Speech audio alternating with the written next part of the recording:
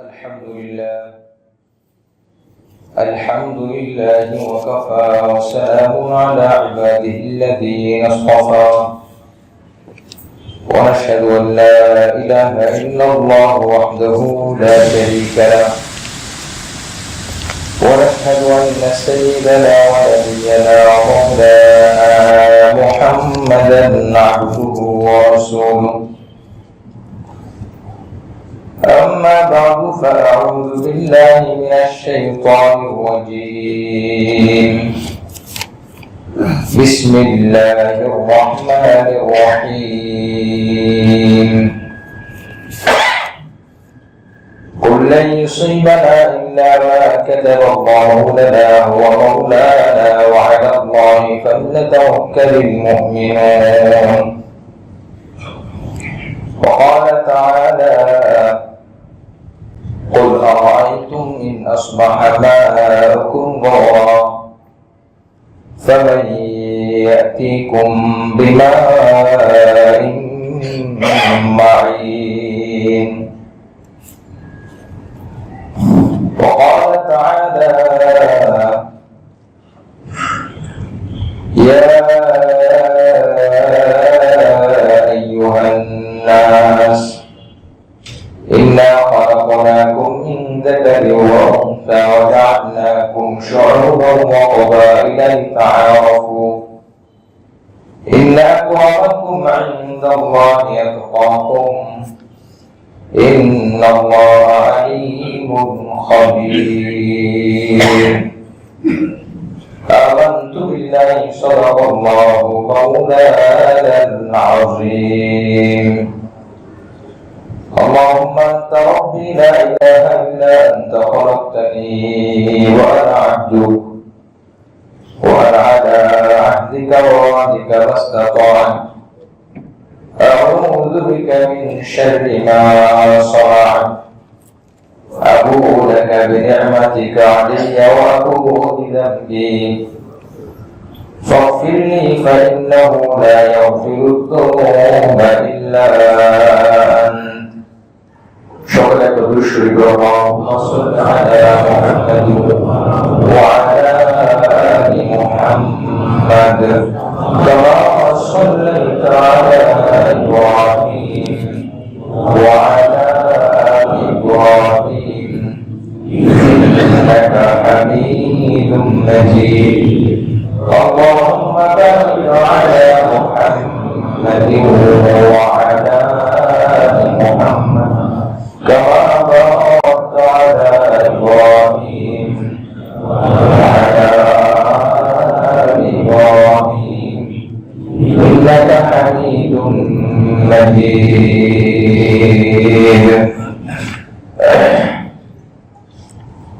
معزز محترم মুসল্লিয়ান ইকরাম, আজ 1446 হিজরি 17ই সফর মহান রব্বুল আলামিন আমাদেরকে জুমার নামাজ আদায় করার জন্য তার পবিত্র ঘরে সুস্থ রেখে ইমানের সাথে আসার তৌফিক দান করেছেন। শুকরিয়া আদায় করি আলহামদুলিল্লাহ।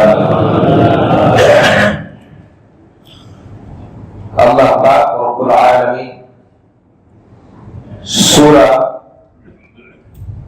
সাজদার মধ্যে 21 নম্বর আয়াতে আল্লাহ পাক বলেন: وَلَنُذِيقَنَّهُم مِّنَ الْعَذَابِ الْأَدْنَىٰ دُونَ الْعَذَابِ الْأَكْبَرِ لَعَلَّهُمْ يَرْجِعُونَ। আমি অবশ্যই তাদেরকে দুনিয়াতে অল্প কিছু শাস্তি দিব, বড় শাস্তির আগে, যাতে করে তারা বড় শাস্তি থেকে রক্ষা পেতে পারে, বড় বিপদ থেকে বেঁচে যায়, সঠিক পথে চলে আসে। এরপর আল্লাহ পাক বলেন: ওমান আযলামু মিম্মান যুকিরা বিআয়াতি রাব্বি সুম্মা আ'রাদা আনহা। সেই সবথেকে বড় অপরাধী, সেই সবথেকে বড় জালেম, যার সামনে আমার আয়াত সমূহকে আল্লাহ পাক রব্বুল আলামিনের আয়াত সমূহকে শোনানো হয়, আলোচনা আলোচনা, হাদিসের আলোচনা করা হয়, অতঃপর সে এই আলোচনা থেকে মুখকে ফিরিয়ে নেয়। ইন্না মিনাল মুজরিমিনা মুনতাকিমুন, আল্লাহ পাক বলেন সঠিক সত্য বিধান আল্লাহর হুকুম জানার পরেও যারা এড়িয়ে যায়, অবহেলা করে, আল্লাহর হুকুম অমান্য করে, আমি আল্লাহ ওই সমস্ত অপরাধীদেরকে চরম শাস্তি দেব, বিপদগামী করব, প্রতিশোধ গ্রহণ করব। আল্লাহ পাক মুনতাকিমুন, ইন্তেকামের শাব্দিক অর্থ হলো প্রতিশোধ গ্রহণ করা। আল্লাহ যদি প্রতিশোধ গ্রহণ করেন, এটার কোনো তুলনা হয় না, এটা আলোচনা করে বোঝানো সম্ভব না। এই জন্য যে সূরা আমি তেলাওয়াত করলাম, নবীজি প্রত্যেক শুক্রবার ফজরের নামাজে এই সূরা তেলাওয়াত করতেন। সাজদা 3 পৃষ্ঠা ব্যাপী একটি সূরা। দ্বিতীয় রাকাতে ফজরের নামাজের জামাতে দ্বিতীয় রাকাতে সূরা দাহা 29 নম্বর পারায়, আর প্রথম রাকাতে সাজদা 21 নম্বর পারায়। প্রথম সূরা 3 পৃষ্ঠা, দ্বিতীয় সূরা 2 পৃষ্ঠা, মোট 5 পৃষ্ঠা তেলাওয়াত করতেন। আমাদের সাধারণত মসজিদগুলোতে ফজরের জামাতে 2 থেকে 2.5 পৃষ্ঠা পড়া হয়, এর বেশি সাধারণত পড়া হয় না। কিন্তু এই নবী আলাইহিস সালামের এই আমল একটি সুন্নাত আমল। আলহামদুলিল্লাহ, আমাদের এই অত্র মসজিদে বিগত 1.5 থেকে 2 মাস যাবত আমল চালু হয়েছে, এবং এই সূরার প্রথম রাকাতে এই সূরার মধ্যে সিজদাও আছে। তার মানে আমরা ফজরের নামাজে 2 রাকাতে 4টি সিজদা না দিয়ে ফজরের শুক্রবারে 5টি সিজদা দিই। একটা হলো আয়াতের সিজদা, আর দ্বিতীয় আর বাকি 4টি হলো নামাজের সিজদা। যে এই সূরা প্রত্যেক শুক্রবারে ফজরে মক্কা মদিনাতেও যারা নামাজ পড়েছেন তারা জানবেন যে ফজরের নামাজে দেখবেন প্রথম রাকাতে ইমাম সিজদা দেয়, যেহেতু এই সূরার মধ্যে সিজদা আছে। প্রথম রাকাতে এই সিজদার আয়াত, এই সূরাটার মধ্যে আল্লাহ পাক বললেন যে আমি মাঝে মধ্যে সাক্ষী দিয়ে থাকি। এরপরে 21 নম্বর পারায় আল্লাহ পাক সূরা রুমের মধ্যে, সূরা রুমের 41 নম্বর আয়াতে আল্লাহ পাক বলেন লাহুল ফাসাদু ফিল বাররি ওয়াল বাহরি বিমা কাসাবাত আইদিন নাস লিইউযিকাহুম বা'দাল্লাযী আমিলু লা'আল্লাহুম ইয়ারজিউন। মানুষ কোরআন কারীম সবগুলোকে সামনে রেখে যখন স্মরণ করবে, উপদেশ গ্রহণ করবে, আমল করবে, তখন সে পূর্ণাঙ্গ ইসলাম মানা তার জন্য সহজ হবে, পূর্ণাঙ্গ ইসলাম মানা হবে।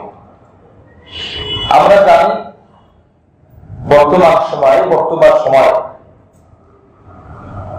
বিশেষ করে নির্দিষ্ট কয়েকটি জেলা, ফেনী, কুমিল্লা, সংলগ্ন যে জেলা বা বিভিন্ন এরিয়া, বন্যার পানিতে চরম দুর্ভোগে মানুষ।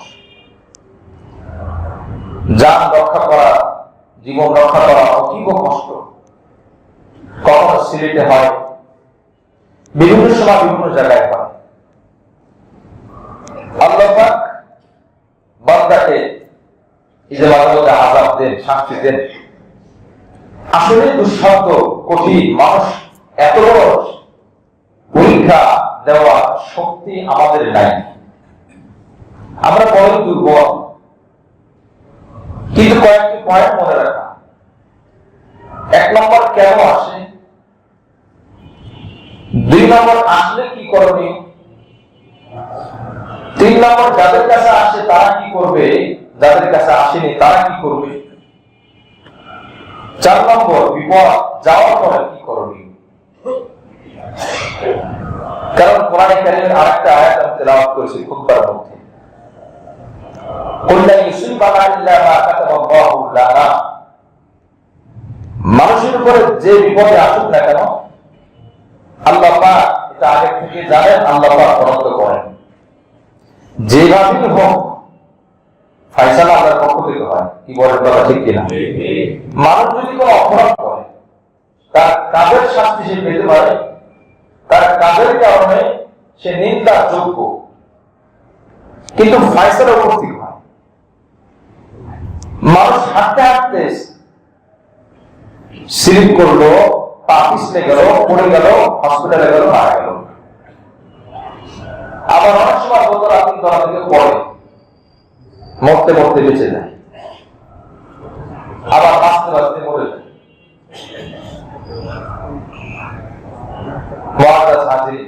আল্লাহ কাউকে বাঁচাতে চান, কেউ তাকে বাঁচতে পারে না। আল্লাহ কাউকে মারতে চান, কেউ তাকে বাঁচাতে পারে না। 5 নম্বর পারা সূরা নিসার মধ্যে সুন্দর ঘটনাও আসছে, সেদিকে যাব না, লম্বা ঘটনা। তাফসীর ইবনে কাসির মধ্যে আসছে, মহিলা জানতে পেরেছে তার মৃত্যুর কারণ কি হবে, কিভাবে সে মারা যাবে। স্বামী অর্থ অনেক সম্পদশালী, বিত্তশালী, বড় বিত্তমান ব্যক্তি, মাকড়সার কামড়ে তার মওত হবে। তাফসীর ইবনে কাসিরের রওয়ায়াত, বিশুদ্ধ রওয়ায়াত, আইনামা তাকুনু ইউদরিকুমুল মাউত ওয়া লা কুনতুম ফি বুরুজিন মুশাইয়াদা, এই আয়াত তাফসীরে পাবেন 5 নম্বর পারা। স্বামীকে বলছে আমার জন্য কাছের ঘর ঘেরাও করো, যেখানে একটা পিপিলিকাও একটা পিঁপড়াও ঢুকতে পারে না, মাকড়সা দূরের কথা। আল্লাহ পাক জানিয়ে দিয়েছেন মাকড়সার মাধ্যমে মওত হবে। কাছের ঘর খুব আনন্দ উল্লাস, যখন মওতের সময় হয়ে গেল, মারা তো যাবে একদিন, দেখে কাছের ঘরের উপরে ভিতরের দিকে মাকড়সা দেখা যায়, কোথাও কোনো ছিদ্র নাই, কোত্থেকে ঢুকলো, কিভাবে আসলো, এটা দুনিয়ার কোনো মাকড়সা না, মৃত্যুর কারণ হয়ে আল্লাহ তাকে পাঠিয়েছে। আজরাইল আলাইহিস সালাম আসার জন্য কোনো জায়গা ছিদ্র লাগে না, বাতাস যাওয়ার জন্য যতটুকু ছিদ্র লাগে অতটুকু জায়গাও লাগে না। তখন ওই মহিলা খুব ঝাড়ু দিয়ে মাকড়সা নিচের দিকে নামাবো, বললো মাকড়সা আমাকে মারবে, আমিও ওকে মারবো, পা দিয়ে কিসে পারবো, খুবই আক্রোশে। মাকড়সার ছোট্ট একটি কাঁটা তার পায়ে ঢুকে গেল, ক্রমে মারতে লাগলো, বিষ ছড়িয়ে পড়লো, বেহুশ হয়ে গেল, কিছুক্ষণ পরে মারা গেল।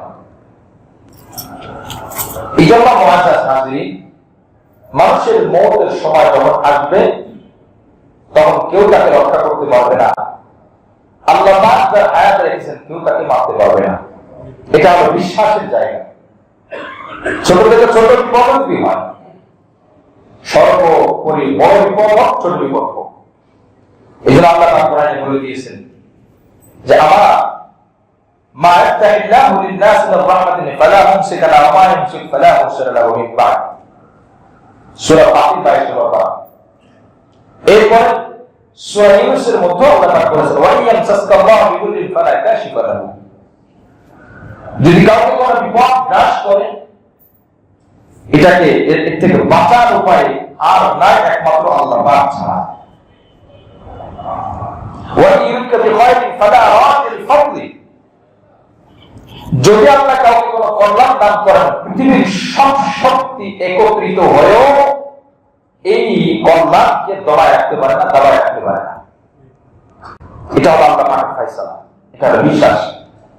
প্রশ্ন হলো তাহলে একজন মানুষ আরেকজন মানুষকে যখন হত্যা করে, তাহলে তো নিয়মত তার হাত বা তাই সে মারা গেছে, তাহলে যে হত্যা করলো তার বিচার কেন হবে, হত্যাকারী কেন অপরাধী হবে, কেন তার গুনাহ হবে? এই আকীদার জায়গা হলো মওতের সময় আসার আগে মরবে না, আসার পরে থাকবে না, সে বাঁচবে না। মৃত্যুর সময় আসার আগে মরবে না, মৃত্যুর সময় আসার পরে বাঁচবে না। ইদা জাআ আজালুহু ওয়া লা ইউআখিরু আল্লাহু নাফসান, সূরা মুনাফিকুনের শেষ আয়াত, ওয়া লা ইউআখিরু আল্লাহু নাফসান ইদা জাআ আজালুহা। বিন্দু পরিমাণ সেকেন্ডকে যদি 100 ভাগ করা হয়, সেই পরিমাণ সময় তাকে দেওয়া হবে না, আগেও হবে না, পরেও হবে না। তাহলে প্রশ্ন, আমি মানলে আমার কেন দোষ হবে, আমার কেন অপরাধ হবে? উত্তর, বিশ্বাস ঠিক আছে, আমার কর্মের কারণে আমার অপরাধ হবে। কেন আমি হাতে লাঠি নিলাম, কেন আমি অন্যায় ভাবে হাতে ছুরি নিলাম, অস্ত্র ধারণ করলাম, এটার কারণে বিচার হবে। কারণ ছুরির আঘাতে সবাই তো মরে না, কেউ মরলো কেউ বাঁচলো। তার মানে বাঁচাবার বিষয় না, বিষয় হলো আমি কেন অন্যায় ভাবে তার উপরে আক্রমণ করলাম, এই জন্য তার বিচার করা হবে। বাকি আল্লাহ পাকের পক্ষ থেকে সব ফায়সালা নির্ধারিত।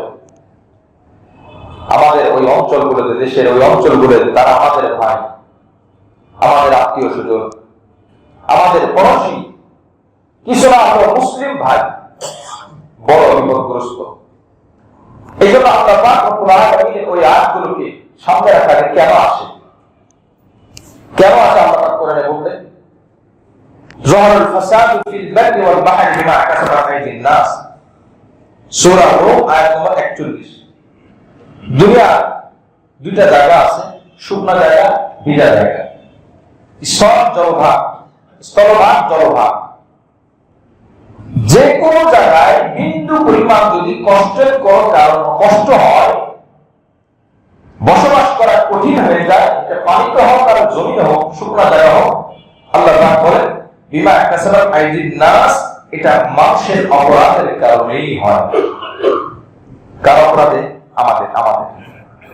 আমাদের অপরাধের কারণে আমরা মনে করতেছি আমরা বিপদে নাই, কিন্তু আমার অপরাধের কারণে সেই ভাই কষ্ট পাচ্ছে,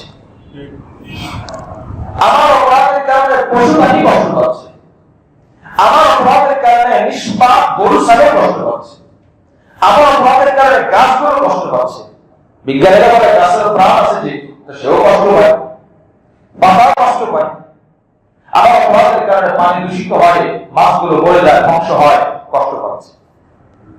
এই জন্য কোরআনের মধ্যে আল্লাহ পাক বলেন দুনিয়ার যত ধরনের অস্বাভাবিক অবস্থা আসে, উশৃঙ্খল অবস্থা তৈরি হয়, এটার মূল কারণ হলো মানুষের অপরাধ। বিমা কাসাবাত আইদিন নাস, মানুষের হাতের কামাই, মানুষের হাতের অপরাধ। আল্লাহ পাক কেন বলেন লিউযিবাহুম বা'দাল্লাযী আমিলু লা'আল্লাহুম ইয়ারজিউন, আমি তাদেরকে শাস্তি দিই, কিছু শাস্তি তারা যে কাজগুলো করেছে তাদের অপরাধ অনুযায়ী শাস্তি দিই না, আমি সামান্য কিছু শাস্তি দিয়ে দিই। আল্লাহ পাক রব্বুল আলামিন 25 নম্বর পারায় হাফেজ কোরআন কারীমের 5 নম্বর পৃষ্ঠায় এই কথাটা বলেন। সূরা শুরা 30 নম্বর আয়াত, সূরা শুরা 30 নম্বর আয়াত, 41 নম্বর 42 নম্বর সূরা। ওমা আসাবাকুম মিন মুসিবাতিন ফাবিমা কাসাবাত আইদিকুম ওয়া ইয়াফু আন কাসীর, তোমাদেরকে আমি আল্লাহ বিপদ দিয়ে থাকি, এটা তোমাদের অপরাধ। এখানেও আল্লাহ একই কথা বলেন, তোমাদের অপরাধের কারণে। আমরা এই কথা কখনোই ভাববো না আমি বিপদে নাই তার মানে আমি ভালো, এই কথা কখনোই ভাবার সুযোগ নাই আমি বিপদগ্রস্ত তার মানে আমি খারাপ। অনেক সময় এমন হয় সন্তানের অপরাধের কারণে বাবা লজ্জিত হয়, বাবা কষ্ট পায়, বাবার কারণে সন্তান কষ্ট পায়। অনুরূপ ভাবে আমার অপরাধের কারণে অন্য কষ্ট পায়, অন্যের অপরাধের কারণে আমি কষ্ট পাই। আল্লাহ পাক বলেন ওয়ায়াফু আন কাসীর, আমি অনেক অপরাধগুলো মাফ করে দিই, সামান্য কিছু শাস্তি দিই আমার পক্ষ থেকে। এই জন্য আমরা জানলাম দুনিয়াতে যত অস্বাভাবিক অবস্থা আমাদের সামনে আসে তার মূল কারণ হলো, বড় কারণ হলো আল্লাহ পাকের পক্ষ থেকে বান্দার অপরাধের কারণে শাস্তি। যদি এসে যায় তখন কি করা? রাসূল কারীম সাল্লাল্লাহু আলাইহি ওয়াসাল্লাম আকাশে যদি মেঘ থাকতো, এটাও নবী আলাইহিস সালাম খুব ভয় পেতেন, খুব আতঙ্কিত হতেন। অথচ অনাবৃষ্টির সময় আকাশের মেঘ থাকলে দেখলে ভালো লাগে। রাসূল কারীম সাল্লাল্লাহু আলাইহি ওয়াসাল্লাম বুখারী শরীফের মধ্যে বলেন 3206 নম্বর হাদিস, হযরত আয়েশা সিদ্দিকা রাদিয়াল্লাহু তাআলা আনহা থেকে বর্ণিত, كان النبي صلى الله عليه وسلم إذا رأى مخيلا في السماء أقبل وأدبر ودخل وخرج وتغير وجهه فإذا امطرت السماء سري عنه فعرفته عائشة ذلك। রাসূল কারীম সাল্লাল্লাহু আলাইহি ওয়াসাল্লামের এই হাদিস বর্ণনা করে আয়েশা সিদ্দিকা রাদিয়াল্লাহু আনহা, উনি বলেন যখন আকাশে উপরে আসমানে কখনো মেঘ দেখতেন, নবী আলাইহিস সালাম একবার বাহিরে যেতেন, একবার ভিতরে আসতেন, একবার ভিতরে যেতেন, একবার বাহিরে বের হতেন। কেন? এবং তার চেহারা পরিবর্তন হয়ে যেত। যখন বৃষ্টি হতো, অনাবৃষ্টির সময় বৃষ্টি হতো, তখন নবী আলাইহিস সালাম শান্তি পেতেন, স্বস্তির নিঃশ্বাস ত্যাগ করতেন। এই একই রওয়ায়াতের আরেক হাদিস, এই একই হাদিসের থেকে রাসূল কারীম সাল্লাল্লাহু আলাইহি ওয়াসাল্লামের কাছে জিজ্ঞাসা করা হয়েছে। মুসলিম শরীফের 899 নম্বর হাদিস। কানা রাসূলুল্লাহ সাল্লাল্লাহু আলাইহি ওয়াসাল্লাম ইযা কানা ইয়াউমুর রিহ ওয়াল গায়ম উরিফা যালিকা ফি ওয়াজহিহি ওয়া আকবালা ওয়া আদবারা ফাইযা মাতারাত সুররা বিহি ওয়া যাহাবা আনহু যালিকা। যখনই কোন বাতাস দেখতে পেতেন যে বাতাস আসছে অথবা মেঘ হচ্ছে, নবী আলাইহিস সালামের চেহারা পরিবর্তন হয়ে যেত এবং নবীর চেহারা বোঝা যেত নবী খুব দুশ্চিন্তা আছে। এরপর আয়েশা সিদ্দিকা রাদিয়াল্লাহু আনহা জিজ্ঞাসা করলেন, ফাসালতুহু ফাকালা ইন্নী খাশিতু আন ইয়াকুনা আযাবান সুল্লিতা আলা উম্মতি। আয়েশা সিদ্দিকা রাদিয়াল্লাহু আনহা বলেন, ইয়া রাসূলুল্লাহ, যখন আকাশে মেঘ হয় আপনি এত বিচলিত হন কেন, এত দুশ্চিন্তাগ্রস্ত হন কেন? নবী বলেন, আয়েশা মনে রাখো, যখন আমি বাতাস দেখি, আসমানে মেঘ দেখি, আমার ভয় হয়, না জানি এই মেঘের মধ্যে এমন আযাব রয়েছে যে শাস্তি আর আযাব আমার উম্মতের উপরে আল্লাহ নাযিল করবে। আমরা তো আসলে বলতে পারি না কোন বৃষ্টি বন্যার বৃষ্টি হবে, কোন বৃষ্টির মধ্যে কোন বাতাসের মধ্যে ঝড় আছে। বাতাস মানুষের জন্য অতীব প্রয়োজনীয় অংশ। বাতাস মানে মানুষের জীবনের অংশ, এটা ছাড়া চলে না। যখন অধিক পানি হয়, পানির পরিমাণ বেশি হয়, বন্যা হয়, তখন ওই পানি ক্ষতির কারণ হয়ে দাঁড়ায়। বাতাস মানুষের প্রয়োজনীয় অংশ। যখন এটা অতি বাতাস হয়, অতিমাত্রা হয়, ঝড়ে পরিণত হয়, তাণ্ডব চালায়, লন্ডভন্ড করে দেয়, সব ভেঙে চুরমার করে দেয়, তখন ওই বাতাসকে বলা হয় ঝড়। এটা ক্ষতির কারণ। যে পানি আর যে বাতাস পরিমাণ মতো হলে উপকার, আর সেই পানি আর সেই বাতাস অতিমাত্রায় যখন হয়, প্রয়োজন অতিরিক্ত হয়, তখন সেটা ক্ষতির কারণ হয়, বিপদের কারণ হয়, মৃত্যুর কারণ হয়। নবী আলাইহিস সালাম যেন ভয় পেতেন। যে কোনো সময় আকাশে মেঘ হোক, বৃষ্টি হোক, বাতাস হোক, নবী আলাইহিস সালাম খুব আতঙ্কিত হতেন। রাসূল কারীম সাল্লাল্লাহু আলাইহি ওয়াসাল্লাম প্রবল বাতাস দেখলো, একই অবস্থা। রাসূল কারীম সাল্লাল্লাহু আলাইহি ওয়াসাল্লাম বলতেন, হে আয়েশা, আমার ভয় হয়, না জানি আমার উম্মতের উপর কোনো বিপদ আসতেছে, কোনো আযাব আসতেছে, পানি আসতেছে, পানির মধ্যে না জানি বন্যার কোনো ইঙ্গিত আছে কিনা, বৃষ্টি হচ্ছে, না জানি বৃষ্টির দ্বারা অতিবৃষ্টি হওয়ার কারণে মানুষের কষ্ট হয় কিনা, এই ভয় হয়। রাসূল কারীম সাল্লাল্লাহু আলাইহি ওয়াসাল্লাম হাদিসের মধ্যে বলেন, যদি এই ধরনের আযাব কারোর উপর চলেই আসে, এটা তো আর ঠেকাতে পারবে না, আল্লাহ পাকের ফয়সালা, তখন কিছু আমল করা, কিছু দোয়া কালাম করতে থাকা, যাদের উপর আসবে। হাদিসের মধ্যে আসছে, মুসলিম শরীফের হাদিস 918 নম্বর হাদিস, মা মিন মুসলিমিন তুসিবুহু মুসিবাতুন ফায়াকুলু মা আমারাল্লাহ মা আমারাল্লাহ। যখনই কোনো মুসলমানের উপরে কোনো বিপদ এসে যায়, তখন সে মুসলমান না যেন দোয়া পড়ে। কি দোয়া? ইন্না লিল্লাহি ওয়া ইন্না ইলাইহি রাজিউন। ইন্না লিল্লাহি ওয়া ইন্না ইলাইহি রাজিউন কোরআনের আয়াত। এটা কিন্তু শুধু মৃত্যুর আয়াত না, এটা যে কোনো বিপদের আয়াত। আপনি পড়ে গেছেন, বিপদগ্রস্ত, বিদ্যুৎ চলে গেছে হঠাৎ, ইন্না লিল্লাহ, যে কোনো ছোটখাটো কষ্টের মধ্যে এই দোয়াটি পড়া। এর সাথে আরো একটু যুক্ত আছে, আল্লাহুম্মা আজিরনি ফি মুসিবাতি ওয়া আখলিফ লি খায়রাম মিনহা। আল্লাহুম্মা আজিরনি, আল্লাহুম্মা আজিরনি ফি মুসিবাতি ওয়া আখলিফ লি খায়রাম মিনহা। রাসূল কারীম সাল্লাল্লাহু আলাইহি ওয়াসাল্লাম এই দোয়াটি শিক্ষা দিয়েছেন। আচ্ছা, এই দোয়াটি পড়লে কি হবে? উম্মে হাবিবা উম্মে সালামা রাদিয়াল্লাহু আনহা, যিনি রাসূলের স্ত্রী ছিলেন, উনি বলেন, রাসূল কারীম সাল্লাল্লাহু আলাইহি ওয়াসাল্লাম এই দোয়াটি আমাকে শিখিয়েছেন।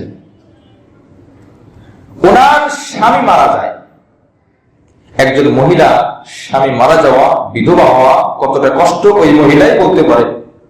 উনি বলেন, আমি এই দোয়াটি পড়লাম, ফালাম্মা মাতা আবু সালামা কুনতু আইয়ুল মুসলিমিনা খায়রুম মিন আবি সালামা। উনি নবীর শিখানো সেই দোয়াটি পড়লেন। এই দোয়াটির ফজিলত কি? আল্লাহ রাসূল বলেন, ঈমানের সাথে ইয়াকিনের সাথে যদি কেউ এই দোয়াটি পড়তে পারে আর পড়ে, আল্লাহ পাক বিপদের আগে যে অবস্থায় ছিল, আল্লাহ রাসূল বলে আল্লাহ পাক বিপদের পরে তার থেকে আরো ভালো অবস্থায় তৈরি করবেন। সুবহানাল্লাহ। যদি ইয়াকিনের সাথে ঈমানের সাথে হয়। আমাদের অনেক আমলের ফজিলত আমরা পাই না ইয়াকিন দুর্বল হওয়ার কারণে। ঈমান মজবুত করা, ইয়াকিন মজবুত করা। তো এই উম্মে সালামা রাদিয়াল্লাহু আনহা উনি বলেন, আমি কি পেয়েছি? আমার স্বামী মারা গিয়েছে, এখন আমি বড় ভালো কি পাবো? কিছুদিন পরে রাসূল করিম সাল্লাল্লাহু আলাইহি ওয়াসাল্লাম হাতিব বিন আবি বালতা একজন সাহাবী, তার মাধ্যমে আমি মহিলা উম্মে সালামা রাদিয়াল্লাহু আনহা বলেন, আমাকে নবী নিজে বিবাহের প্রস্তাব পাঠান। সুবহানাল্লাহ। তখন তিনি বলেন যে আমার যে স্বামী মারা গেছে সে তো এই নবীর উম্মত, আমি এই দোয়ার বরকতে এই উম্মতের যে নবী সর্বশ্রেষ্ঠ মহামানব, ওই মানব আমার স্বামী হয়ে গেছে। সুবহানাল্লাহ। এদের ইয়াকিনের সাথে ঈমানের সাথে মজবুত ভাবে আদায় করা হয়। যদি কারোর উপর বিপদ এসে যায়, মুআজ্জাজ হাজিরিন, বিপদ নাই তার মানে আসবে না এই অপেক্ষা, এই আশা আমরা না করি।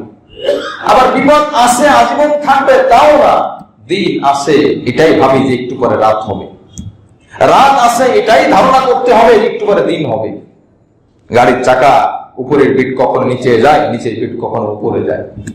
যে অবস্থায় থাকুক না কেন মানুষ, অবস্থার পরিবর্তন অবশ্যই অবশ্যই অবশ্যই হবে। ভালো থাকলে খারাপ হতে পারে, খারাপ থাকলে ভালো হতে পারে।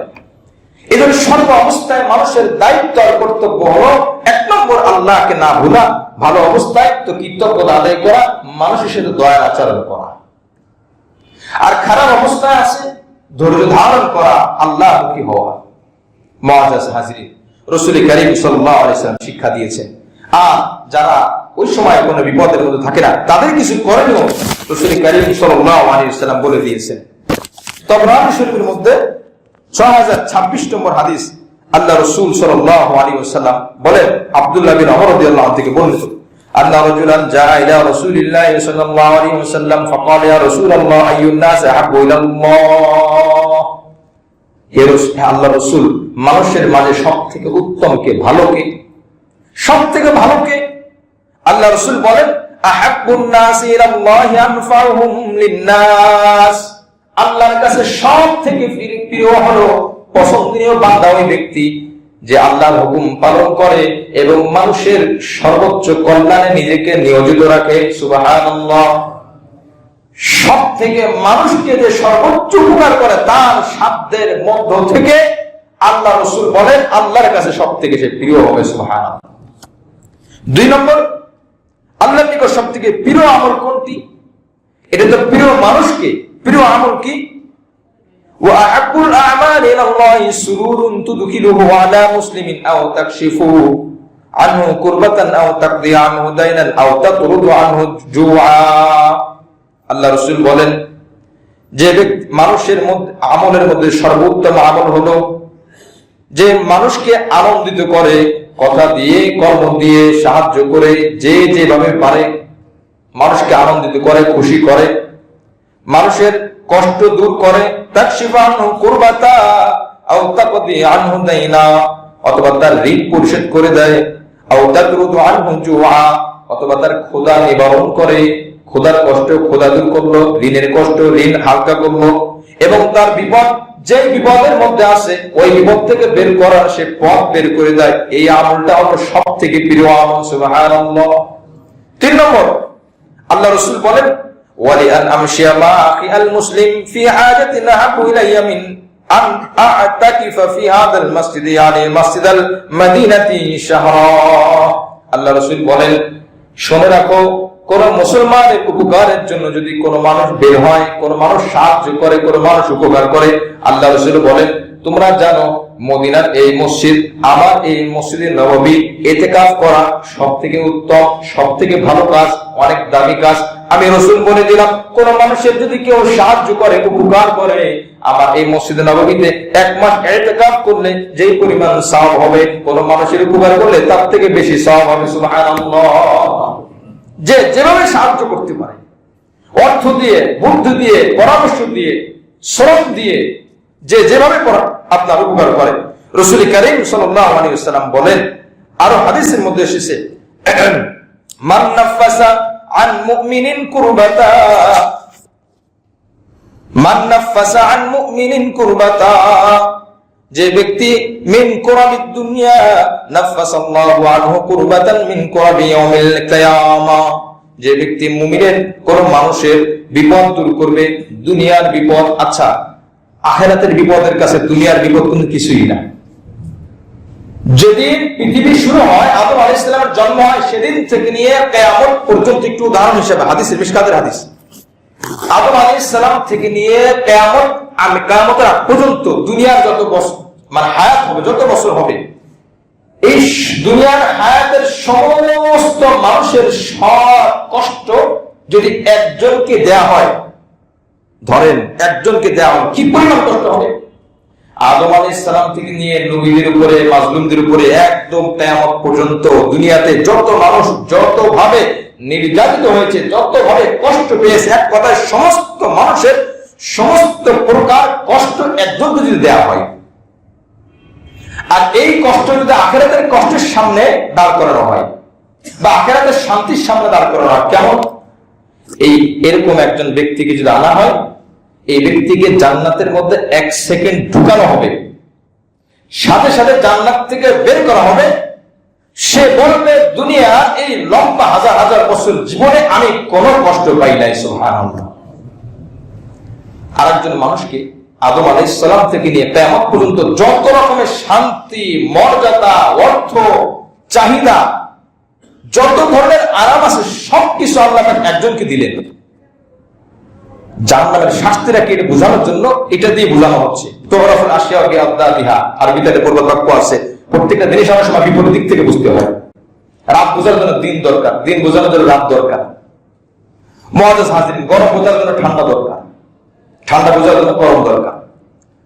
আল্লাহ রাসূল বলেন, মিশকাতের হাদিস, সমস্ত আরাম যাকে দেয়া হয়েছে 1 সেকেন্ডের জন্য তাকে জাহান্নামে ঢোকানো হবে, সাথে সাথে বের করা হবে। আল্লাহ রাসূল বলেন, দুনিয়াতে আমি কোনো আরাম পেয়েছি, শান্তি পেয়েছি, আমার মনে হয় না সব থেকে বেশি কষ্ট আমি জাহান্নামে পেয়েছি।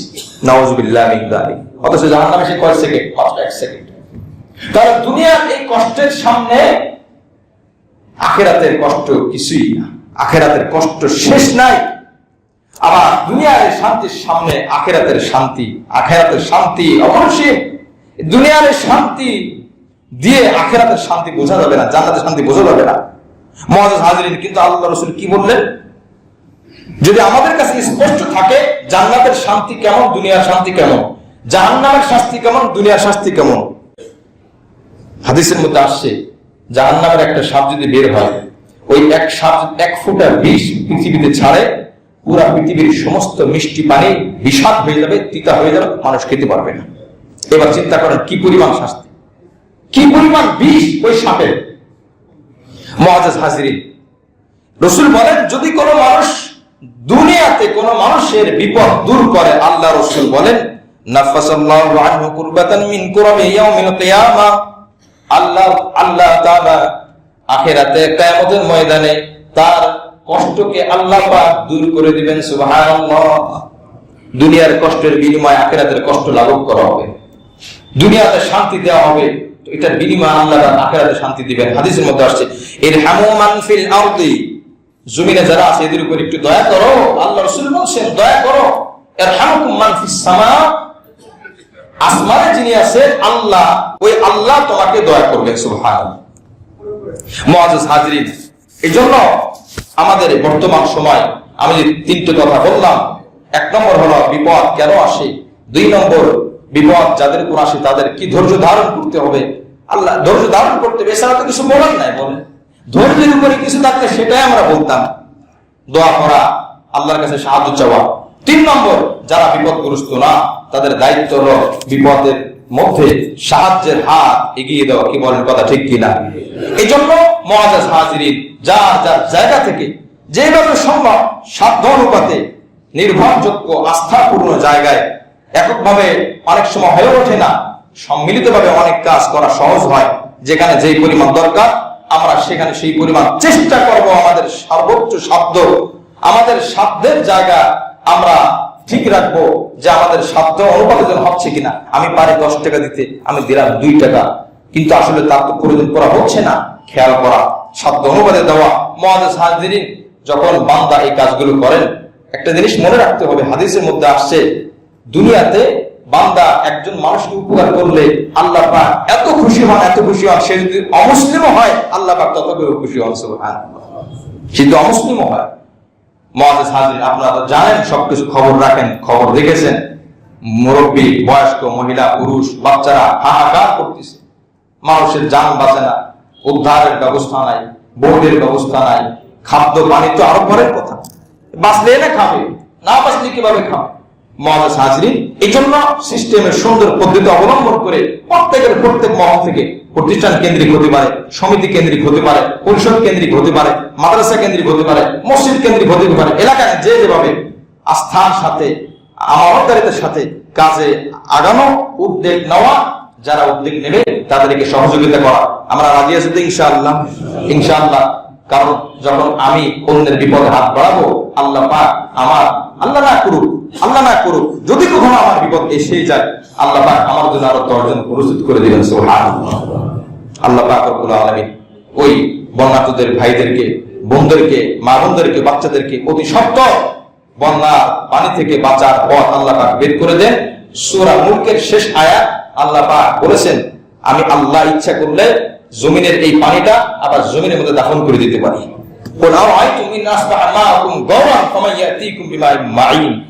এই জন্য আল্লাহ পাক পারেন, পানি অন্য জায়গায় যাওয়ার দরকার নেই।